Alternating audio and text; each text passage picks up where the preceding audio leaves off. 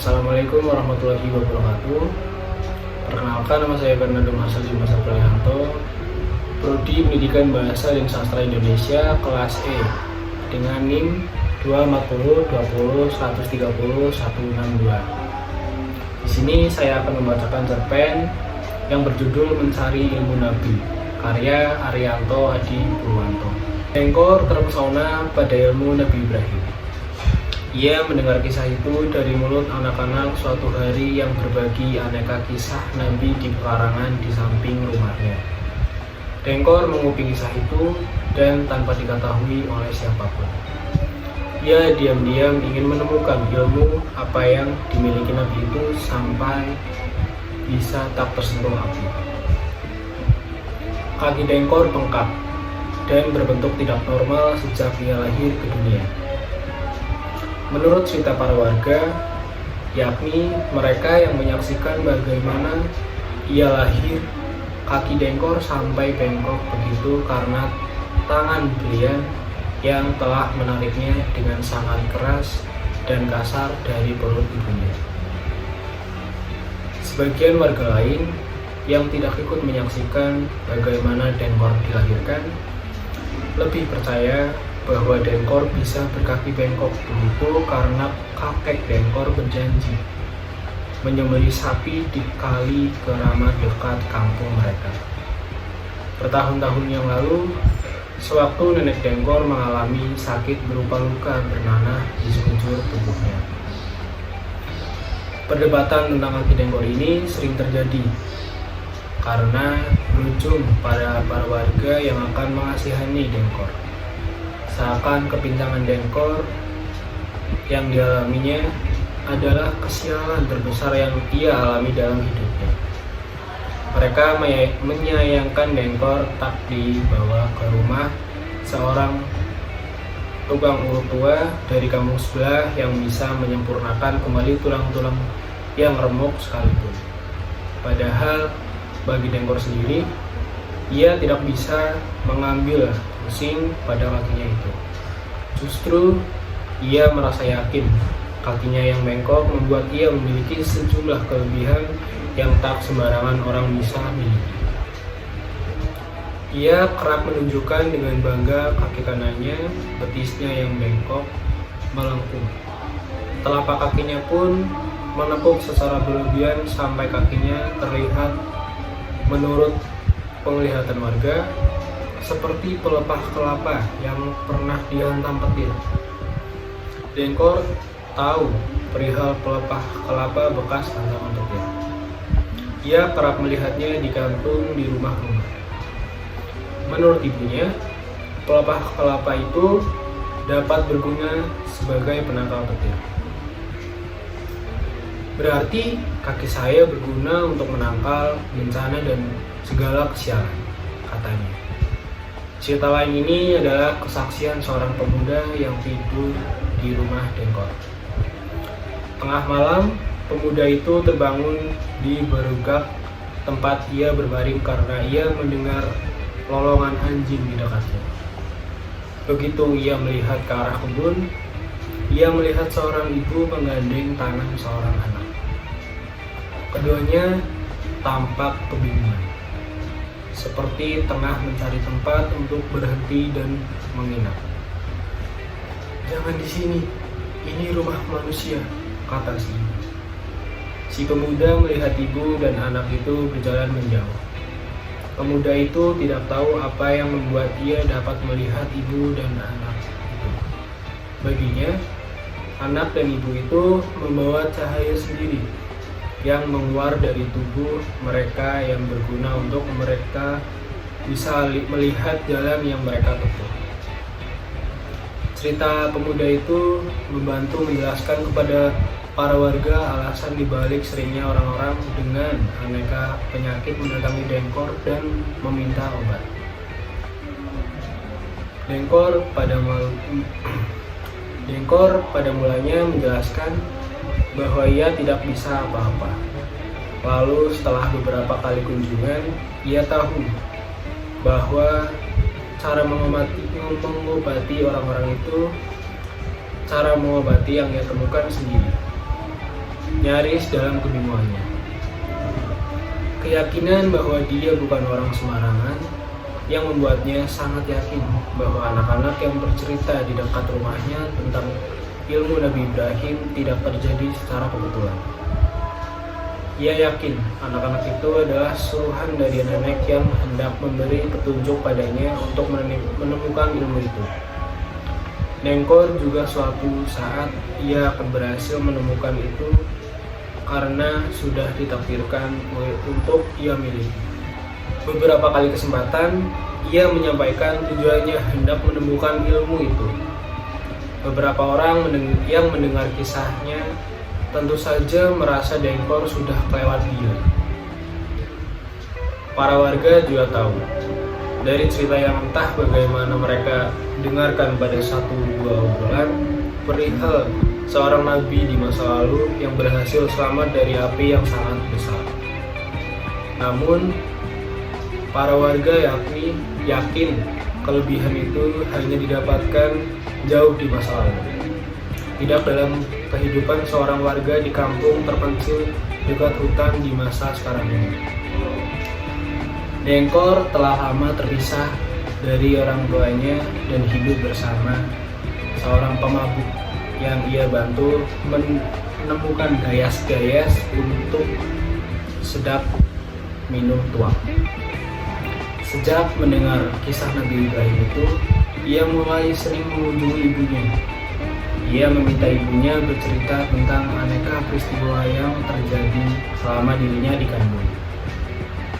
Sang ibu yang diharapkan menceritakan aneka kelebihan hanya menceritakan serangkaian kesusahan demi kesusahan.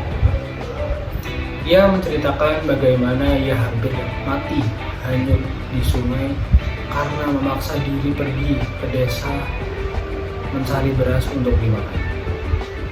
Ibunya bercerita bagaimana ia kesakitan selama berhari-hari seorang diri dan suaminya. Ayah Dengkor tidak kunjung kembali, menghabiskan waktu di luar sana berkeliling dari satu tempat perjudian ke tempat perjudian yang lain. Ayah Dengkor mati jatuh dari pohon enang persis saat Dengkor baru bisa merangkak. Ibu Dengkor berlari meninggalkan Dengkor merangkak-rangkak di halaman begitu mengetahui dari teriakan warga di arah sungai bahwa suaminya telah jatuh di pohon enang. Sebelumnya, saat ayah Dengkor pergi ke sungai memikul sejumlah kelok, ibu Dengkor yang geram ditinggalkan terus setiap hari berteriak penuh amarah. Mudahan kamu mati jatuh remuk kepalamu. Dan apa yang ia katakan langsung menjadi kenyataan hanya beberapa saat kemudian. Dengkor tertawa mendengar cerita itu. Ia begitu girang. Cerita itu membuatnya yakin bahwa dirinya memang tak lahir dari perempuan sembarangan. Ia yakin ibunya sakti karena kata-katanya sangat manjur. Dan ia yakin kemampuannya mengobati orang-orang sakit yang datang padanya ia terima dari ibunya sendiri. Maka setelah itu, ia betul-betul bersemangat untuk mencari ilmu Nabi Ibrahim yang ia percaya berada di suatu tempat dan menunggu kedatangannya. Ibunya sangat menyesal pada cerita panjang lebarnya malam itu ketika besok paginya dan besoknya lagi Dengkor benar-benar tidak dilihat oleh siapapun dan dimanapun. Dengkor menghilang. Tak seorang pun mengetahui kemana gerangan ia pergi. Orang-orang bersaksi malam itu mendengar lolongan anjing dan suara langkah kaki. Dengkor diyakini berjalan ke selatan, berjalan ke hutan. Pada malam-malam tertentu, mereka melihat sebuah nyala suluh di hutan dan nyala itu berpindah-pindah. Dengkor pasti tengah melakukan perjalanan. Gamelan dikerahkan dan dibawa ke arah hutan. Nama Dengkor dipanggil-panggil. Anak-anak yang penasaran ikut pula dan nama Dengkor yang dilengkingi oleh mulut mereka terdengar terdengar aneh seperti sebuah lelucon. Ibu Dengkor ikut pula mencari dan ia menyampaikan kembali kesusahan-kesusahan yang ia alami selama ia mengandung dan melahirkan Dengkor. Laki-laki pemabuk yang dibantu Dengkor juga ikut melakukan pencarian dan sepanjang jalan ia meratap karena tanpa Dengkor ia tidak akan dapat makan gayas lagi. Memasuki hari ketiga, mereka berhasil menemukan Dengkor di tengah hutan, berdiri di bawah sebuah pohon yang sangat besar. Tabuhan gamelan dikeraskan dan teriakan-teriakan juga semakin riuh. Para warga cepat menangkap Dengkor, yang mereka yakini jika tidak cepat ditangkapnya Dengkor akan dengan mudah terbang, melesat jauh seperti burung. Dengkor diajak pulang. Ia melangkah dengan terpincang-pincang. Selama terpincang-pincang dibanding yang sebelumnya, gamelan tetap di dapur. Kali ini bukan untuk membuat makhluk halus yang memegangi Dengkor melepaskan pegangan mereka dan menari seperti yang mereka yakini, tetapi untuk melepas lelah mereka, Dengkor berjalan di tengah, dikerumuni anak-anak. Ia seperti seorang pengantin. "Kemana Epe pergi?" tanya salah seorang anak padanya. Dengkor melihat anak itu dan anak-anak di sekitarnya adalah anak-anak yang telah secara kebetulan menceritakan kisah Nabi di dekat rumahnya. "Saya cari ilmu Nabi Ibrahim," jawab Dengkor dengan jujur. Para warga merasa yakin Dengkor masih setengah linglung karena baru saja berpindah dari dunia jin. Namun, anak-anak tetap menanyai Dengkor tanpa peduli larangan pada orang tua mereka. "Epe berhasil ditemukan?" tanya anak yang lain. Dengkor terdiam sebentar sebelum mengangguk, dan ia menambahkan, "Nanti kalau ada kebakaran besar saya akan buktikan," ucap Dengkor. Anak-anak itu menjadi kegirangan. Terang-terangan salah seorang dari mereka bertanya, Kapan ada kebakaran besar?" Dengkor tidak menjawab, tetapi dari raut wajahnya ia seperti mengharapkan akan adanya kebakaran tak lama lagi. Baik, di sini saya akan mereview cerpen tersebut ya. Dimulai dari alur. Cerpen ini memiliki alur campuran, maju dan mundur. Cerita dibuka dengan penggambaran tokoh utama Dengkor yang terinspirasi oleh kisah Nabi Ibrahim.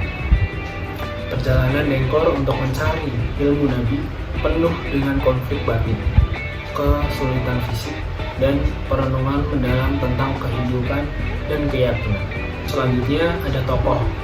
Tokoh utama adalah Dengkor, seorang pria dengan kaki bengkok sejak lahir, yang digambarkan sebagai sosok gigih, penuh rasa ingin tahu, dan religius.